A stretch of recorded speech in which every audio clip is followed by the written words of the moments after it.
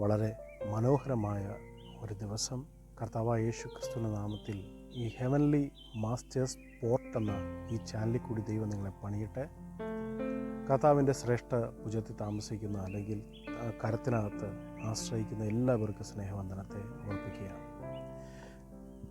നമ്മൾ ഈ ചാനലിൽ കൂടെ പരിചയപ്പെടുന്ന ഒരുപാട് കാര്യങ്ങളൊന്നാണ് തിരുവെഴുത്തുകളുടെ അകത്ത് അല്ലെങ്കിൽ ബൈബിളിലെ തിരുവെഴുത്തുകളുടെ അകത്തുള്ള ദൈവിക മർമ്മങ്ങൾ.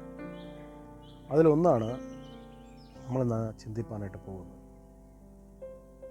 ഞാൻ ഈ കാണിക്കുന്ന വാക്യം പോലെ ലൂക്കോസ് സുവിശേഷം 22-ാം അധ്യായം 48-ാം വാക്യം മുതൽ 62-ാം വാക്യം വരെ യേശുക്രിസ്തു തൻ്റെ ശിഷ്യനായ പത്രോസിനോട് പറയുന്ന ഒരു ഭാഗം അവിടെ വെളിപ്പെടുകയാണ്. കോഴി 3 പ്രാവശ്യം കൂകുന്നതിന് മുമ്പേ നീ എന്നെ തള്ളിപ്പറയും എന്നതാണ് ആ ഭാഗം. എല്ലാ ഇംഗ്ലീഷ് ട്രാൻസ്ലേഷനിലും എല്ലാ മലയാളം ട്രാൻസ്ലേഷനിലും നമ്മൾ വായിക്കുന്ന ഒരു ഭാഗമാണ്. നമ്മുടെ ഉള്ളിലൊരു ചിത്രം വരും. അപ്പോൾ കോഴി കൂകുന്നു, പത്രോസ് തള്ളിപ്പറഞ്ഞ് 3-ാം പ്രാവശ്യം തള്ളിപ്പറയുമ്പോൾ കോഴി കൂകുന്നു, യേശു അവനെ നോക്കുന്നു. യഥാർത്ഥത്തിൽ അത് 2 സന്ദേശം അതിനകത്ത് ഒളിഞ്ഞിടപ്പുണ്ട്. ഒന്ന്, കോഴി കൂകുക എന്നത് അല്ല അവിടെ പ്രശ്നം. ഇവിടെ കോഴി എന്ന് പറയുന്ന ഒരു സംഭവം യഹൂദൻ വളർത്തുന്നുണ്ടെങ്കിലും ഒരിക്കലും അത് കോഴി എന്ന് പറയുന്ന ഒരു സംഭവത്തെ അല്ല, റൂസ്റ്റർ എന്ന് പറയുന്ന ഇംഗ്ലീഷ് വേർഡിലുള്ള ആ ഒരു ജീവിയല്ല അവിടെ സൂചിപ്പിക്കുന്നത്. എന്താണ് കോഴി കൂകുക എന്ന് യേശു പറഞ്ഞത്? യഥാർത്ഥ കോഴിയല്ല.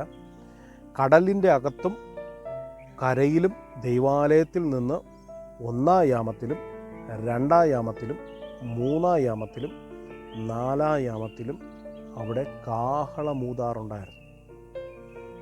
നമ്മുടെ ഇവിടെയൊക്കെ ബെല്ലടിക്കും പോലെ ക്ലോക്കുകൾ, പൊതു ക്ലോക്കുകൾ, പബ്ലിക് ക്ലോക്കുകളിൽ ചിലപ്പോൾ നമുക്ക് കണ്ടുകൊണ്ട് 1 മണിക്ക് 1 ബെല്ലടിക്കും, 2 മണിക്ക് 2. അതുപോലെ ഓരോ യാമത്തിലും അവിടെ യാമമായിരുന്നു, ക്ലോക്കല്ലായിരുന്നു.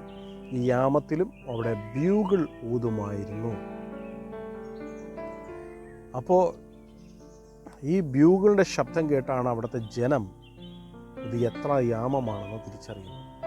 യേശുക്രിസ്തു പറഞ്ഞത് കോഴി കൂകുമെന്നല്ല, യാമത്തിൽ, ആ യാമം 3-ാം യാമത്തിനകത്ത് നീ എന്നെ തള്ളിപ്പറഞ്ഞിരിക്കുമെന്നാണ്.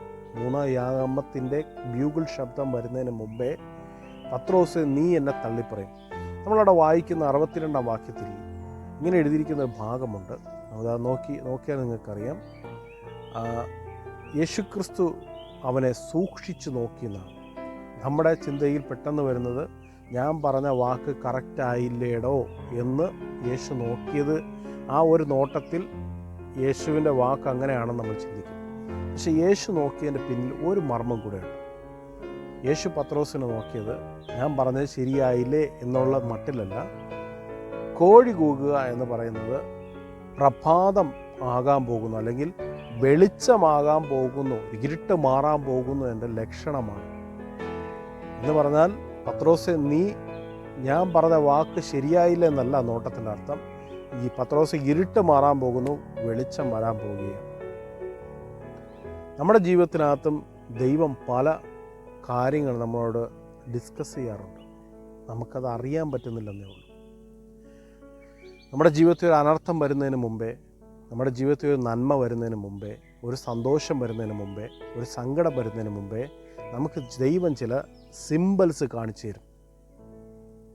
ഇവിടെ കോഴി കൂകുന്നു എന്ന് മലയാളത്തിൽ എഴുതിയിരിക്കുന്നത് പോലെ നമ്മുടെ ജീവിതത്തിനകത്ത് ദൈവം ചില കാര്യങ്ങൾ നമുക്ക് കാണിച്ചു തരും. ചിലപ്പോൾ നമ്മുടെ മനസ്സിൽ ഭയങ്കരമായ സങ്കടമായിരിക്കും. നമുക്ക് ഒരു കാരണമില്ലാതെ സങ്കടം വരും. എന്താണെന്ന് നമുക്കറിയത്തില്ല. അടുത്ത നിമിഷം ഒരു വിഷയം ഉണ്ടാവുകയും ചെയ്യും. ചിലപ്പോൾ നമുക്ക് ഭയങ്കരമായ ഹാപ്പി ഉണ്ടാകും. എന്താണ് നമുക്കറിയത്തില്ല. പക്ഷേ അതിന് ശേഷം ഒരു ഹാപ്പിനെസ് നമ്മുടെ ജീവിതത്തിനകത്ത് എന്തെങ്കിലും ഒന്ന് കടന്നു വരികയും ചെയ്യും.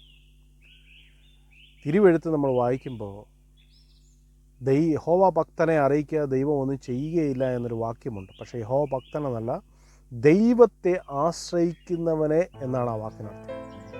ദൈവത്തെ ആശ്രയിക്കുന്നവനെ അറിയിക്കാതെ ദൈവം ഒന്നും ചെയ്യുകയില്ല. അവൻ്റെ ജീവിതത്തിനകത്ത് വരാൻ പോകുന്ന കാര്യങ്ങൾ, അനർത്ഥങ്ങൾ, നന്മകൾ, തിന്മകളെല്ലാം ദൈവം അവനെ അറിയിച്ചു കൊടുക്കും. കാരണം ദ ലവ് ഓഫ് ഗോഡാണ്. നീ ദൈവത്തോടുള്ള സ്നേഹവും ദൈവത്തിന് നിന്നോടുള്ള സ്നേഹമാണ് അതിനകത്ത് ഉള്ള ആ ആത്മീക ആന്തരിക അർത്ഥം. ഒറ്റ വാക്ക് പറയാം, കോഴി കൂകി എന്നല്ല, പ്രഭാതം വരാൻ പോകുന്നു, ഇരുട്ട് മാറി പ്രഭാതം വരാൻ പോകുന്നു, വെളിച്ചം വരാൻ പോകുന്നു എന്നതിൻ്റെ ലക്ഷണം നീ കണ്ടോ പത്രോസേ എന്നാണ് ആ നോട്ടത്തിനർത്ഥം. ഈ ഒരു ചെറിയ ലൈവിൽ, ചെറിയൊരു റെവലേഷനിൽ നമുക്ക് ദൈവം തന്ന സന്ദേശം അതാണ്. അടുത്തൊരു സന്ദേശം നമുക്ക് അടുത്ത ഞായറാഴ്ച വീണ്ടും പരിചയപ്പെടാം. കർത്താവ് നമ്മെ അനുഗ്രഹിക്കട്ടെ. ഈ അല്പസമയം മാറ്റിവെച്ച നിങ്ങൾക്ക് ക്രിസ്തു യേശുവിൻ്റെ നാമത്തിൽ സ്നേഹവന്ദനത്തെ ഓർപ്പിക്കുന്നു. കർത്താവ് നമ്മെ ഏവരെ അനുഗ്രഹിക്കട്ടെ, ആശീർവദിക്കട്ടെ. തൻ്റെ കരം കൊണ്ടൊരു കുഞ്ഞിനെ ചേർത്ത് പിടിക്കും പോലെ ദൈവം നിങ്ങളെ ചേർത്ത് പിടിച്ച് നിങ്ങളുടെ കുടുംബത്തെയും നിങ്ങൾക്കുള്ള എല്ലാത്തിനെയും പരിപാലിക്കട്ടെ. കർത്താവ് നിങ്ങൾക്ക് സൗഖ്യവും സമാധാനവും എല്ലാ മേഖലയിലും തരട്ടെ. കർത്താവ് നിങ്ങളെ അനുഗ്രഹിക്കട്ടെ. യേശു ക്രിസ്തുവിന് അധികാരമുള്ള നാമത്തിൽ തന്നെ. ആമേൻ.